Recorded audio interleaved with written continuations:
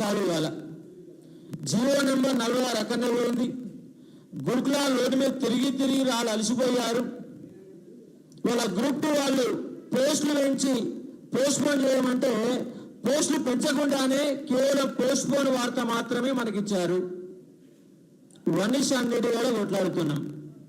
అంటే ఈ కాంగ్రెస్ గవర్నమెంట్ లో నిరుద్యోగులకి కొట్లాట ఒకటే మిగిలింది.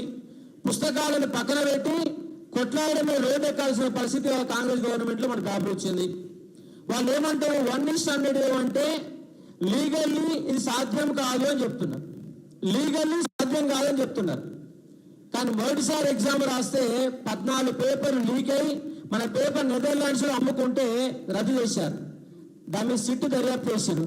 మరి 50,000 సిట్టు ఆడదాచుకున్నది. మరి గత గవర్నమెంట్ సిట్టు దర్యాప్తు చేస్తే దొంగలని గత గవర్నమెంట్ నుంచి మాట్లాడితే గత దొంగలు అంటారు. మరి ఆ దొంగలు ఎందుకు పట్టుకోలేరు మీరు? ఇప్పుడు సిట్టు దర్యాప్తులో మీకు కూడా భాగస్వామ్యం ఉన్నదా? మరి భాగస్వామ్యం ఉన్నందుకే డీజీపీ మహేందర్ని తీసుకుని Telangana public service commission chairman అక్కడ పెట్టారా అని అనుమానం నాకు వస్తుంది. భాగస్వామ్యం ఉండదు కాబట్టి పెట్టాలనిపిస్తుంది. రెండోసారి ఎగ్జామ్ రాశారు. రెండోసారి కేవలం బయోమెట్రిక్ ఆధారంగా రద్దు చేశారు. మరి బయోమెట్రిక్ నేనే కేసు వేయించని భుజాలు చెప్తారంటే బల్మూరు వెంకట్ నేనే వేయించాను, నా వల్లనే రద్దు అయిందని చెప్పేసి నా ముందే పర్సాలు అన్నాడు. ఇవన్నీ తెలియకపోవచ్చు నా ముందు అన్నాడు. అంటే బల్మూరు వెంకట అనే వ్యక్తి కారణంగా రెండోసారి రద్దు అయింది. మరి మూడోసారి నువ్వు ఈ నిరుద్యోగులు కొట్లాడుతుంటే నీ వాయిస్ ఎందుకు వినిపిస్తలేవు? అంటే ఒక్కటి పదవి సరిపోతా? మరి లీగల్ కాంప్లికేషన్ లెక్కలు చెప్తున్నారు. మరి 1999 నోటిఫికేషన్ లో 450 పోస్టుల నోటిఫికేషన్ వస్తే చివరిగా నింపింది 1450 పోస్టులు. 1000 పోస్టులు పెంచారు. వాళ్ళ గ్రూప్ 2లో పోస్టులు పెంచామంటే లీగల్ కాంప్లికేషన్ అంటున్నారు. 2004లో వైఎస్ రాజశేఖర గవర్నమెంట్ 1:100 ఇచ్చింది. మరి అవన్నీ లీగల్ కాంప్లికేషన్. వాళ్ళ గవర్నమెంట్ ఏపీ గవర్నమెంట్ 1:12 ఉన్నటువంటి గ్రూప్ 2కి వాళ్ళు ఏమంటారు? గ్రూప్ 2 ఇచ్చిన గ్రూప్ 1 కాదు కదా అంటారు. ఏదైతే నోటిఫికేషన్ కదా, ఏదైనా పబ్లిక్ సర్వీస్ కమిషన్ కదా. ఇలా డిఓలు అనేది 1:100 ఇచ్చారు, గ్రూప్ 2లో 1:100 ఇచ్చారు. వాళ్ళు పబ్లిక్ సర్వీస్ కమిషనే, వీళ్ళు పబ్లిక్ సర్వీస్ కమిషనే. వాళ్ళకున్న అధికారము నీకు ఉండదు. భారత రాజ్యాంగం ప్రకారం 2 పబ్లిక్ సర్వీస్ కమిషన్లే. దేశంలో అన్ని పబ్లిక్ సర్వీస్ కమిషన్ కి సేమ్ అధికారాలు, సేమ్ సిచ్యువేషన్ ఉంటుంది. వీళ్ళు దొంగ నాటకాలు ఆడుతున్నారు. ఇవ్వమంటే మరి అమ్ముకోవడానికి సిద్ధమయ్యారో నాకు అర్థం కావట్లేదు. 1:50 ఆల్రెడీ వాళ్ళందరూ చేర్చిరే. మరి 1:57 చెప్పారు, చివరికి 50 దాకా లెక్క తీసుకొచ్చారు. మరి 50 లెక్కలేంది?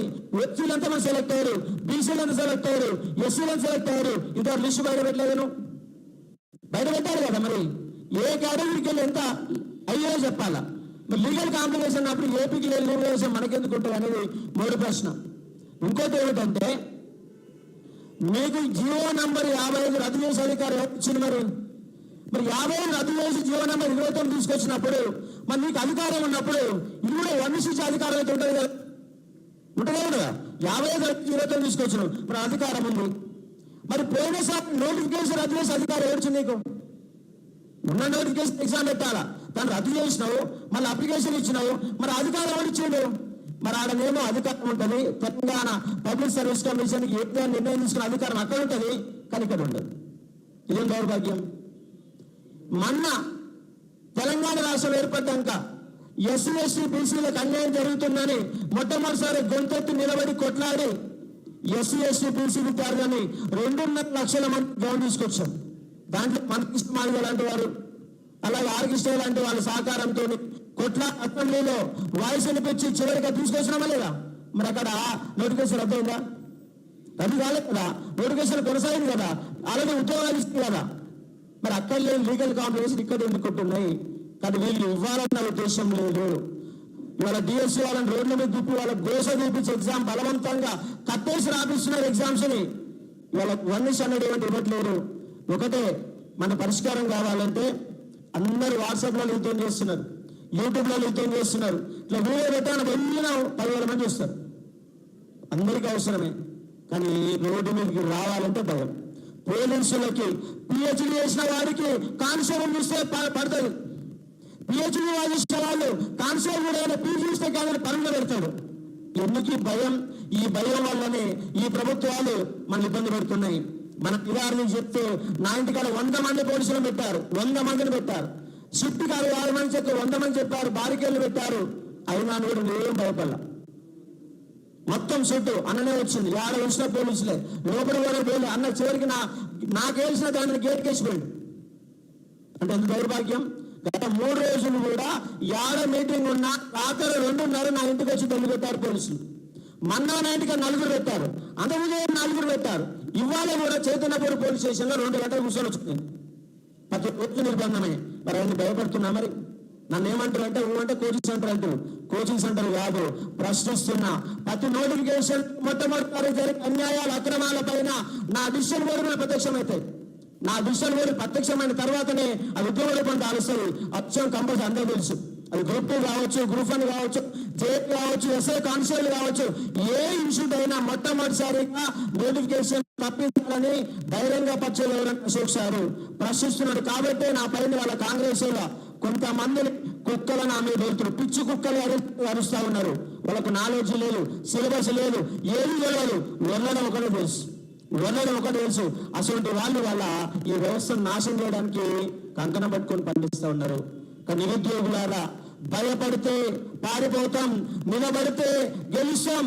కంపల్సరీ ఏమంటానంటే, మీకు కనుక గ్రూప్ 1 కనుక సక్సెస్ కావాలంటే ఒక 2,000 మంది ఇవాళ 1:100 ఇస్తే మరొక 30,000 మంది వస్తారు. 30,000 మంది అవసరం లేదు, 3,000 మంది ఎవరైతే అవసరం ఉన్నారో వాళ్ళు కనుక వారం రోజుల పాటు ఒక యుద్ధం చేస్తే 1:5 జరుగుతూ కంపల్సరీ జరుగుతుంది. కానీ మీరంతా భయపడుతున్నారు.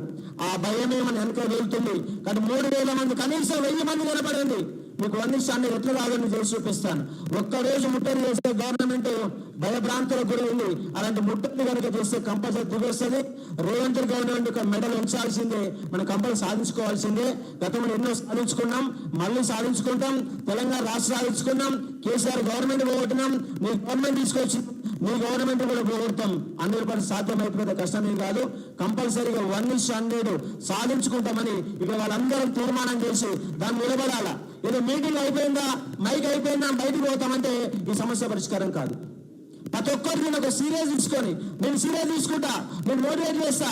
ఎట్లా కావాలా, లోపాలు ఏంది, మంచి చెడు ఏంది, ప్రతిరోజు నేను ఎవరికైనా చేస్తే చెప్తాను.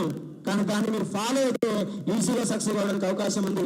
ప్రతి ఒక్కరికి ఉన్నటువంటి యూట్యూబ్ ఛానల్స్ వాళ్ళు కావచ్చు, ప్రొఫెసర్లు కావచ్చు, విధులనే కావచ్చు, ఎవరైనా ఒక వారం రోజుల పాటు ఈరోజు అయిపోయిన అవతల పోయగానే మళ్ళీ పిల్లలు రాలేదు అనకండి, మీరే నడపండి. మీరే వారం 10 రోజుల పాటు కనుక ఇనిషియేటివ్ తీసుకుంటే 1:100 సాధ్యం అవుతుంది. రాబోయే ప్రజా సంఘాలు మనమే. 12,000 ప్రజా సంఘాలు ఉన్నాయి. ఆ నాయకులంతా పోయారు. కొంతమంది 5-6 నాయకులు ఉన్నారు, వాళ్ళేమో నోరిప్పడం లేదు. ఇవాళ ప్రజా సంఘాల రూపంలో కనపడే వాళ్ళు కేవలం ఇప్పుడున్నటువంటి